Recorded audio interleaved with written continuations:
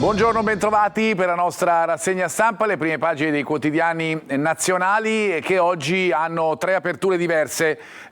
Si parte sicuramente in alcuni quotidiani con la situazione in Medio Oriente, la tregua sancita per quanto riguarda la striscia di Gaza, ma tutte le problematiche annesse con le parole di Trump, le minacce ad Hamas oppure i varchi per gli aiuti umanitari che devono essere riaperti, anche le discussioni in seno alla politica italiana riguardo al Medio Oriente. A proposito di politica italiana, l'altro tema è quello della la manovra finanziaria che deve essere approvata dal Parlamento, per cui dalla Camera e dal Senato, che però fa già discutere soprattutto per i soldi che devono arrivare dalle banche e dalle assicurazioni. E infine poi il femminicidio, il brutale femminicidio di ieri a Milano. Andiamo su Repubblica per vedere da vicino quelli che sono i titoli sulla manovra. Ecco l'apertura appunto di Repubblica, le banche che dividono il governo, l'ABI fa muro sulla tassazione straordinaria per reperire 4,5 miliardi, è una manovra sostanzialmente da 18 miliardi di cui appunto 4,5 dovrebbero arrivare proprio dalle banche. Pressing di italiani su Giorgetti, in borsa intanto scivolano i titoli del credito. Per quanto riguarda invece il Medio Oriente, in questo caso il taglio è centrale per Repubblica con Trump che minaccia Hamas: se non restituisci i corpi di ostaggi Israele attaccherà al mio segnale. Questo è il senso di ciò che dice il Presidente degli Stati Uniti. E poi la foto che campeggia su tutti i quotidiani della povera Pamela massacrata dall'ex con la polizia già alla porta. Infatti era riuscita a chiamare l'aiuto proprio all'inizio dell'aggressione da parte dell'ex. Vi faccio vedere anche la prima pagina del Corriere della Sera perché i titoli vedrete sono simili ma occupano posizioni diverse all'interno della prima pagina. Nel caso del Corriere si dà più spazio alla situazione in Medio Oriente. Dunque il titolo di apertura in questa doppia apertura, come abbiamo visto su Repubblica, è legato ad Hamas, l'alto là degli Stati Uniti, i carabinieri schierati al valico degli aiuti. Rafah, verso la riapertura, Rafah è proprio una zona di frontiera, se così possiamo dire, ma soprattutto è un valico da dove devono entrare gli aiuti umanitari ed era un valico chiuso fino alla giornata di ieri. E poi il terrore e le urla, Pamela uccisa dal compagno con 24 coltellate. Infine la manovra, anche in questo caso, vedete, mentre per Repubblica era la notizia di apertura, in questo caso invece è in taglio centrale per il Corriere della Sera, imprese incentivi, si tratta sui soldi da parte delle banche. Come spesso facciamo, tentiamo di approfondire anche un po' le notizie che vi abbiamo letto fino ad ora. Lo facciamo con le pagine interne dei vari quotidiani, partendo dal Corriere della Sera e dalla manovra, per dare qualche numero. Lo vedremo poi anche sul Sole 24 Ore, la tensione sulle banche, perché c'è una trattativa chiaramente da istituti e assicurazioni, atteso un gettito fino a 5 miliardi, abbiamo detto 4,5, ma siamo lì. Va in soffitta intanto l'Ires premiale, ma ovviamente ci sono i primi contatti avviati con le imprese assicurative chiamate a dare una mano ai conti pubblici, ma è in questo momento il tema dominante legato alla manovra. Per quanto riguarda invece la situazione del Medio Oriente, andiamo su Repubblica e vi faccio vedere questa pagina interna con Netanyahu che reclama i morti, cioè gli ostaggi che non sono stati, che non sono più vivi e dunque chiaramente fanno parte però di quel numero di ostaggi che devono essere restituiti da Hamas. Trump minaccia Hamas: ridateli o l'esercito israeliano attaccherà. Nuove violazioni intanto del cessate il fuoco, l'ONU avverte negli ultimi giorni almeno 15 uccisi nelle vicinanze delle truppe rimaste nella striscia. Colpire i civili è un crimine di guerra. A proposito, come vi dicevo, anche in Italia si discute su quello che sta succedendo in Medio Oriente e si tenta di trovare delle soluzioni. E allora su Repubblica l'articolo recita: l'Italia offre scuole, medici e militari, no di Israele a protesi ultramoderne. La ricostruzione al centro del vertice a Palazzo Chigi, con ministri, servizi e protezione civile, i carabinieri che potrebbero essere impiegati nell'addestramento delle reclute, ma in Giordania. Un vertice di ieri appunto a Palazzo Chigi, presieduto dal ministro degli esteri Antonio Tajani, altra figura chiave della giornata di ieri, almeno per quanto riguarda l'Italia. Ritornando alla manovra, ritorniamo anche alle prime pagine, perché come vi dicevo ci sono quotidiani che decidono di aprire con la manovra, come ad esempio ha fatto Repubblica e come fa ovviamente il Sole 24 Ore, perché sul Sole 24 Ore, quotidiano economico per eccellenza, chiaramente si tenta di dare anche un quadro ad alcuni numeri. Rottamazione, rata minima 100 euro, imposta di soggiorno e doppio aumento. È la legge di bilancio, lo ricordo, la necessità appunto che venga approvata, lo sappiamo benissimo, come tutte le leggi dalla Camera e dal Senato. Le cartelle sotto esame, l'idea di un versamento iniziale pari al 5% del debito.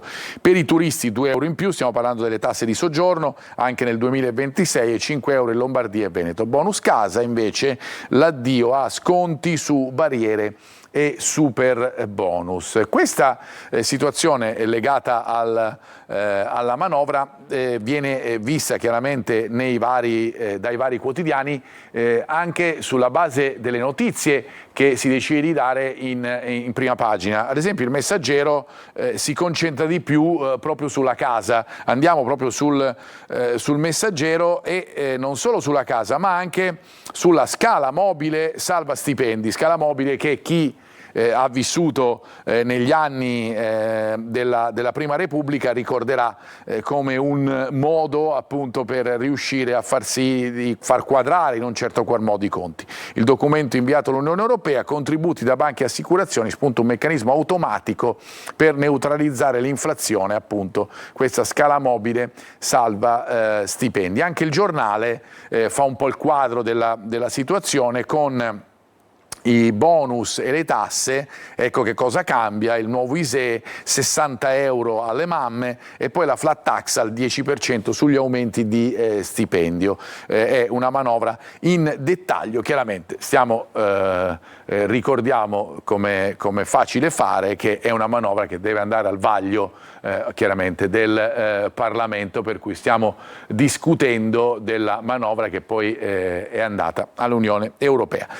Altri quotidiani che invece aprono, come detto, con la situazione in Medio Oriente. Anche in questo caso vedrete dei titoli sì, ok, concentrati sulla situazione del Medio Oriente, ma di natura completamente diversa. Ad esempio Avvenire, quotidiano di ispirazione cattolica, apre con la rete degli aiuti, per cui la tregua che regge, il governo e il sistema della cooperazione che accelerano su un piano di interventi in 2 fasi, priorità intanto ad alimenti e sanità, poi l'impegno per la ricostruzione. Restituiti 2 corpi, Hamas che chiede aiuto per trovare gli altri, con Pizzaballa che dice auspicabili dei cambi di leadership. Ma non c'è solo Avvenire che apre con la situazione in Medio Oriente, ma ci sono tanti altri quotidiani che indagano su altri punti di vista legati proprio al Medio Oriente. Ad esempio il punto di vista italiano. Lo fa Domani, che titola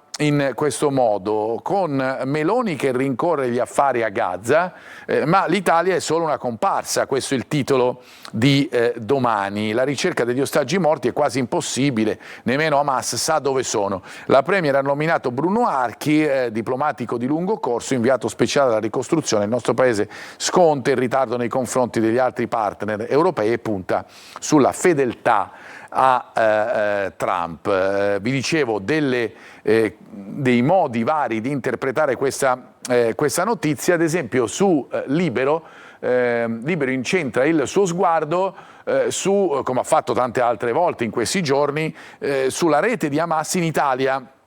lo studio degli Stati Uniti: i palestinesi hanno da anni basi operative nel nostro paese, miliziani armati e pronti a colpire, alcuni sono stati arrestati, altri sono invece spariti, e si fa riferimento a questo terrore islamico. Sul manifesto invece il tenore è completamente opposto e si racconta la storia di un dottore che è stato preso e incarcerato, e dunque racconta, liberato da Israele, 686 giorni in cella per il mio camice, una storia particolare che appunto racconta delle difficoltà e delle privazioni di chi appunto era stato imprigionato dagli israeliani. Altro titolo su Gaza, sempre relativo alla situazione italiana, è quello che troviamo sull'altra voce, con l'Italia pronta a inviare i carabinieri. Abbiamo visto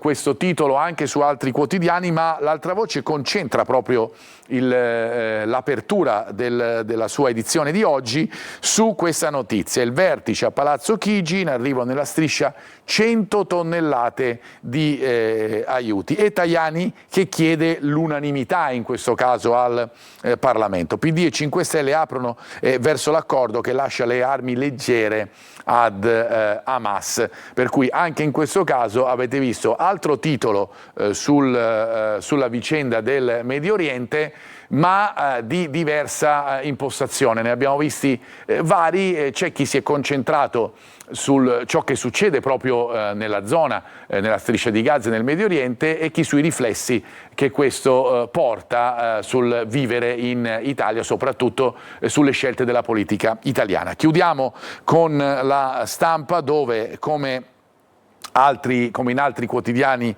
c'è la foto di questa splendida ragazza che ieri è stata uccisa a Milano dal compagno, l'ultima chiamata all'ex che dice: non sono riuscito a salvarla, quell'orrore senza fine. La foto di Pamela, appunto 29enne, ieri massacrata a coltellate dall'ex compagno. Vi faccio vedere anche questo titolo, che è un titolo diverso, un titolo di apertura diverso, che riguarda la Stampa e che non troviamo, o almeno non troviamo sulle prime pagine di altri quotidiani con questa evidenza: il piano di Ursula von der Leyen che sarà presentato oggi per quanto riguarda la NATO, e ci spostiamo in Ucraina. Putin non vuole la pace, droni, missili e satelliti, lo scudo spaziale dell'Unione Europea. La Commissione agli Stati: raddoppiate gli acquisti comuni sulla difesa. Questo è un tema che sicuramente avrà molto spazio, visto la presentazione di oggi, anche sui quotidiani della giornata di domani. Noi ci fermiamo per ora, vi lascio alla pubblicità, noi ritorniamo fra poco con le prime pagine dei quotidiani locali e il nostro sito Sicilia Web. A fra poco.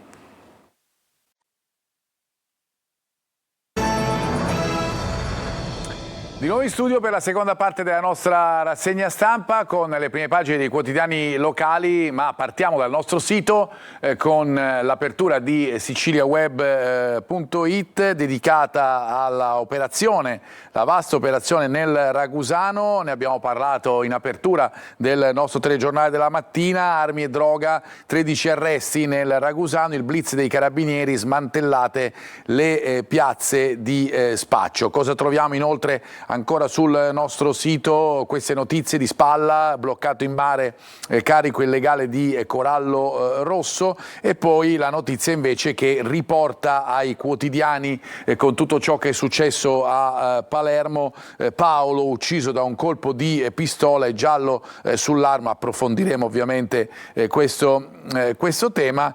Come sempre poi vi faccio vedere il nostro sito che racconta anche dei nostri servizi, dei servizi di Telecolor e di Antenna Sicilia, tutte le notizie della nostra regione, le live cam con la situazione anche del traffico e lo streaming dei nostri telegiornali, fino a scendere alle notizie sportive. Per cui tutto questo chiaramente trovate sul nostro sito siciliaweb.it. Ritorniamo invece adesso adesso sulle pagine dei quotidiani, partendo dalla notizia che abbiamo letto in precedenza e che riguarda la situazione di Maranzano, che resta in cella, trasferiti moglie e figlia. Siamo qui su Repubblica Palermo. Ma nel frattempo, come avete sentito dal nostro telegiornale,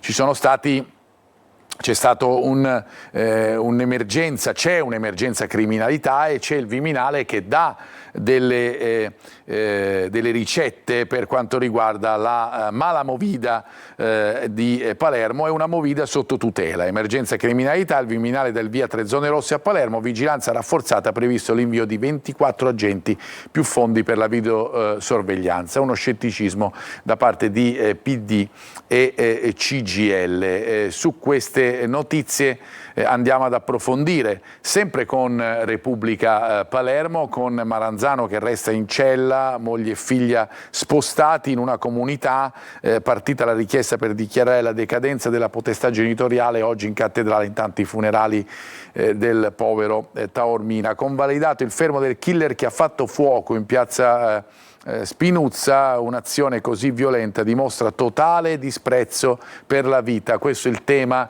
che ritroviamo su tantissimi quotidiani, con le motivazioni da parte del GIP. Dicevamo poi la prima stretta della movida, sulla movida chiaramente a Palermo. Anche in questo caso lo troviamo sulla Sicilia, la prima stretta ai raggi X, la movida e più forze, oggi in tanti funerali della vittima. Sono tutte notizie che sono collegate ovviamente fra di loro. Il vertice con la Galle Schifani, le misure del Viminale, lo Zen sotto assedio, 300 uomini in campo, attesa intanto appunto per l'addio in cattedrale della vittima. Ma proprio della situazione nel Palermitano si continua a parlare sempre su Repubblica Palermo con il Maxi Blitz allo Zen.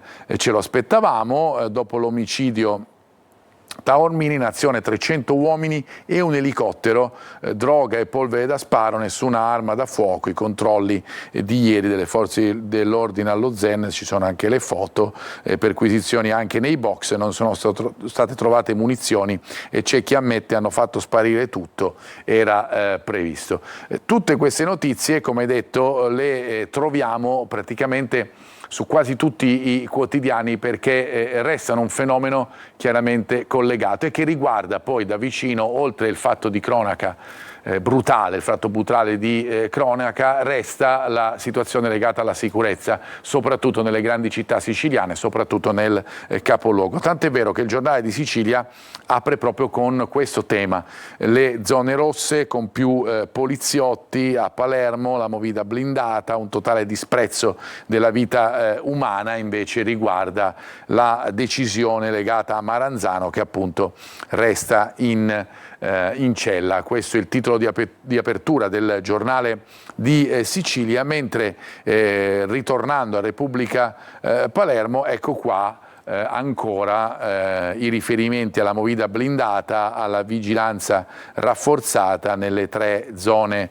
calde. Il piano del Ministero prevede l'invio di 24 agenti, 3 funzionari, fondi per la videosorveglianza, con la Galla che valuta il raddoppio dei vigili. Come detto e come abbiamo visto, sono veramente tante le pagine dei quotidiani regionali che si occupano di queste notizie. Un'altra notizia che ha tenuto banco ieri riguarda invece, andiamo subito su Repubblica Palermo, la truffa sul bonus facciate con un personaggio indagato che è Piraino, avete sentito anche nel nostro telegiornale, che è il paladino dell'antimafia. La procura ha sequestrato beni per svariati milioni, l'imprenditore si difende: ho fiducia nella giustizia e vado avanti a testa alta. Anche questa notizia prende molto spazio, l'abbiamo visto su Repubblica Palermo, la ritroviamo anche sulla Sicilia con pressappoco lo stesso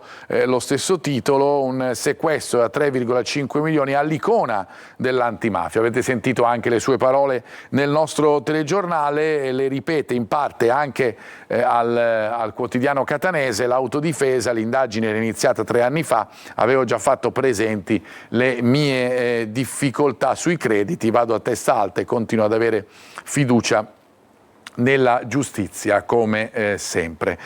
Cambiamo decisamente argomento, però prima di farlo vi faccio vedere anche le prime pagine degli altri 2 quotidiani regionali. Fino ad ora non ve le avevo fatte vedere tutte, per cui dal Giornale di Sicilia Repubblica andiamo sulla Sicilia. Anche in questo caso il titolo di apertura è il piano del Viminale per la movida malata a Palermo. C'è anche una notizia di vittoria, anche questa l'avete sentita nel nostro telegiornale. Preso il superlatitante, l'ombra sul rapimento del ragazzo, lo ricorderete, figlio di un imprenditore nel mese scorso, e poi l'icona antimafia nei guai, abbiamo visto a Palermo, truffa sui bonus edilizi. C'è poi questa notizia che ieri ha scosso, ma anche fatto imprecare, fra virgolette, i catanesi. Morto di infarto un cavallo sulla circonvallazione, a parte il sentimento chiaramente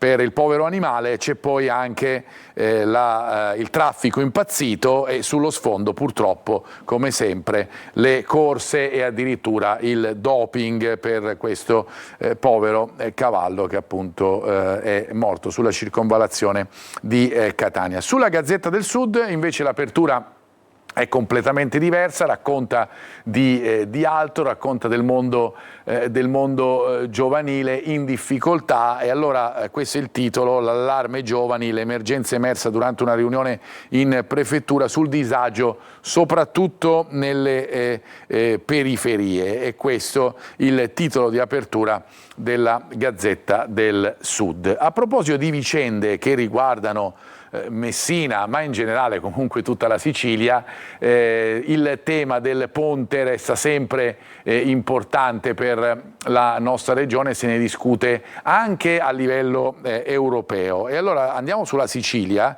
per vedere questo titolo su un dialogo certamente costruttivo che è stato posto in essere per il ponte. Gli eurodeputati di PD, AVS e Movimento 5 Stelle, dalla commissaria all'ambiente, che conferma le interlocuzioni con Roma. Per Ciucci un passo in avanti, anche se le opposizioni continuano a chiedere l'alt all'opera perché viola le norme. Si parla poi degli inceneritori, altro tema importante per la nostra isola. Ora lo sconto arriva fino in Europa con una doppia interrogazione da parte della sinistra. Questi altri temi importanti che troviamo sui quotidiani, come ad esempio vi porto sulla prima di Catania del quotidiano La Sicilia, il titolo che vi avevamo dato in precedenza, il richiamo in prima sul cavallo morto di infarto in strada.